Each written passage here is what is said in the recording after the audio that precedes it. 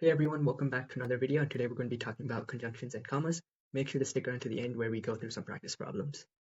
So what is a conjunction? A conjunction is a word that connects to things like phrases, verbs, or complete sentences. And on the SAT, you'll mainly see and but, and sometimes so. So an example of a conjunction connecting two verbs would be the researcher studied the data and published their findings. Here the subject, the researcher, is doing two things. They are studying the data and she published her findings. Then when you're trying to connect two complete sentences, you will need to add a comma and a conjunction. So here's an example of that. The experiment failed and the team had to start over. The first sentence is the experiment failed, and the second sentence is the team had to start over. Now, the comma rules depend on what the conjunction is connecting. Sometimes you can have the same word and have different punctuation, as shown in the two examples, and the SAT really likes to test whether you know the difference or not. So here are the three comma rules for and. When you have a list of two, you don't need a comma. Here's an example. Mars and Venus orbit the sun. Now when you have a list of three, you need a comma before the and this is going to be the Oxford comma, and you always are going to need it on the SAT. Mars, Venus, and Jupiter orbit the sun. And then lastly, when you're trying to join two complete sentences. Mars has polar ice caps, and scientists believe water once flowed there. In this case, you need both the comma and the conjunction. If you have only the comma, you're going to have a comma splice. If you have only the conjunction, you're going to have a run-on sentence. And rule 3 is probably the most tested grammar conjunction rule on the SAT, so make sure to know this one really well. Now, here's a quick way to figure out whether you're connecting verbs or sentences, and that's through the standalone test.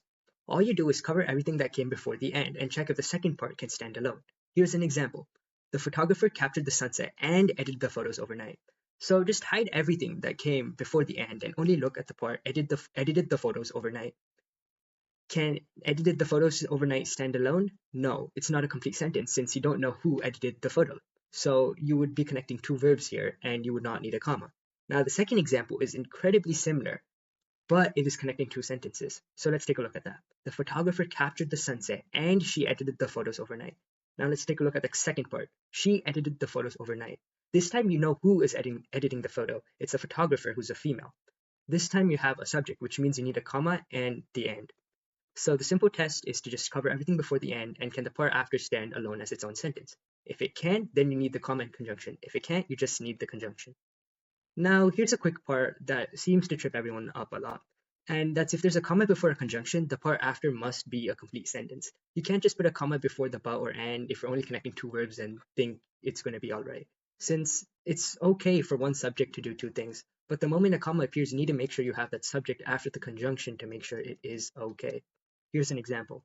He studied the data and published the results. Now here, the verb would be studied and published, which means you don't need this comma. But if you do want to include the comma, what you can do is convert the second part into a complete sentence by adding the subject, which would be he. He studied the data and he published the results. So now let's go through a quick full summary. If you have a list of two, you don't need a comma. You'll only have these two items joined by and or any other conjunction. Now if you have a list of three, you're going to need to add the Oxford comma at the very end and use it only for cases like this. Now, when you're trying to join two sentences, once again, you need to have a comma and a conjunction. And yes, this might look similar to the Oxford comma, but its purpose is completely different. You'll need both the comma and the conjunction here. Since you have the comma alone, you're going to get a comma splice, and if you have the conjunction alone, you're going to have a run-on sentence. Then you have a standalone test to easily check whether or not you're going to need to have that comma and conjunction. And the way you do this is by covering everything that comes before the conjunction. And if the part can stand alone, then you need the comma. If it can't, you don't need the comma. And then you have the comma lock, which makes sure you don't get tripped on since you don't always need a comma before the conjunction. You need to check whether the part after is a complete sentence. And the easiest way is to check if you have a subject. Now let's go through some practice problems. Jazz musician Thelonious Monk was known for his unconventional approach to piano composition. His angular melodies and dissonant harmonies confused many listeners at playing, ultimately redefined what jazz could sound like. So the conjunction here is going to be but from fanboys. So since all of these options have first, let's just plug that in to see if the first part is a complete sentence. His angular melodies and dissonant harmonies confused many listeners at first. This part is a complete sentence since you have the verb confused and you have the subject, his melodies and harmonies. So now we need to check the second part. But ultimately redefined what jazz could sound like. Now, this is dependent since some of the options do have they, which means we're going to be referring to the melodies and harmonies. So let's also check that as well. But they ultimately redefined what jazz could sound like. Now, this is also a complete sentence since you have the subject and the verb is going to be redefined, to redefine. So you're going to need to have the comma here since you're connecting two complete sentences. Now let's take a look at the hints. So once again, you need to be sure about the comma lock. If there's a comma before the conjunction, then the part after must be a complete sentence. And in this case, C does meet that rule. Now let's take a look at the second one. And yes, once again, we have to do the standalone test where we have to check if everything before if the part after can stand alone as its own sentence. So let's see if we're correct or not. So A is true, but it's not as clear or concise since you're not introducing as strong as a contrast, which is also why I was leaning towards C. Now here it's wrong since the comma is there, but you're going against the comma lock since you have no subject. Now C is correct since you do have the subject, and D is wrong since you're going to be having a run-on sentence since you don't have the comma but only the conjunction. Here's a quick summary. Now let's go on to the second problem. Renowned for her intricate sculptures made from reclaimed industrial materials, artist Shakia Booker transformed discarded rubber tires into large-scale works that explore themes of race, gender, and blank. Her pieces have been exhibited at the Smithsonian and the Metropolitan Museum of Art. So here we're going to be having identity so in every single option, so let's plug that in. Renowned for intricate sculptures made from reclaimed industrial materials, artist Shakia Booker transformed discarded rubber into large-scale works that explored themes of race, gender, and identity. This is a complete sentence, subject, let's see for the verb, explore, etc. Then we need to look at the second half before this. So this is going to be the Oxford comma since we're going to be having the list here of what the themes are, which are race, gender, and identity. So this is not for connecting two separate sentences. This part, however, is for connecting two separate sentences. So this is the conjunction which we're going to need to test or hide from. So the second part is going to be her pieces have been exhibited at the Smithsonian Metropolitan Museum of Art. Here we have another complete sentence, so from the subject being her, and exhibit is going to be the verb.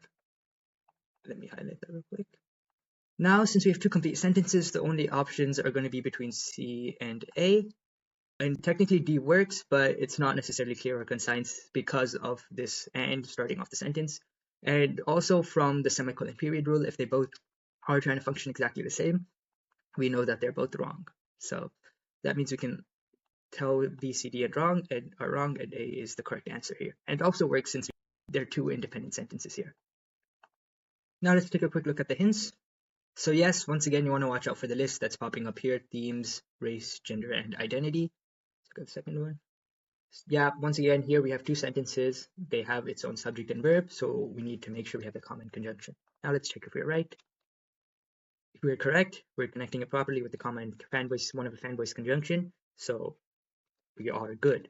B is wrong once again since we don't have the comma here. We're having a run-on sentence. C is technically correct, but it's not as clear. You're going to have this weird break, and the SAT would prefer for it to have this clearer structure, especially since you would be knowing her is going to be corresponding to Shakia Booker. And D is wrong since it sounds choppy once again, and the same function between C and D, and you have this and was really weirdly placed over here as well. Here's a quick summary. Then for problem number 3. In 2019, computational linguist Emily Bender published a widely cited paper arguing that the training data used by large language model reflects societal biases blank. Without careful intervention, these models risk amplifying the very inequalities researchers claim to be addressing. So let's first check the first half and then let's check the second half. In 2019, computational linguist Emily Bender published a widely cited paper arguing that the training data used by large language models reflect societal biases. That is a complete sentence. Subject is Emily Bender, and what did she do? She published a paper, so that we could just keep that period as a placeholder. Now let's look at the second half of the sentence. That without careful intervention, these models risk amplifying the very inequalities researchers claim to be addressing. This is not a complete sentence, and so we know we're not joining two complete sentences, so and that is going to be wrong. General rule of thumb, you can't have a comma after that, so B is also wrong. And we're not having an Oxford comma here as well, so that's going to be wrong. Or joining two complete sentences. And for A, what I meant to say was that you can't have a comma before or necessarily after that 90% of the time. So let's take a quick look at the hints. Here you have the dependent clauses with that, so you're not going to have two independent sentences. And then this is expanding more about the that rule. where that turns anything that follows after it into a dependent clause, so it can't stand alone, which means that she left isn't a sentence. And if you're trying to connect these two, you're going to need to put it in one sentence, so the comma fanboys rule does not apply here. So C is going to be the correct answer. Here's a quick summary.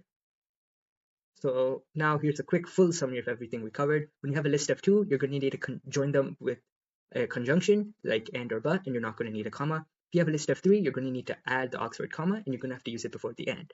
Then when you're trying to join two complete sentences, which is really similar to the Oxford comma, you're going to need to have the comma and the conjunction, and both are required. Then you're going to have a standalone test to make it really easy for you to determine whether or not you're going to be needing the comma or not. And you can do this by covering everything that comes before the conjunction, and make sure to be careful of the comma lock. Sometimes you don't always need that comma, and you can determine this with the standalone test. Thank you for watching. Make sure to stay tuned for the next video where we talk about dashes, and make sure to subscribe and keep grinding.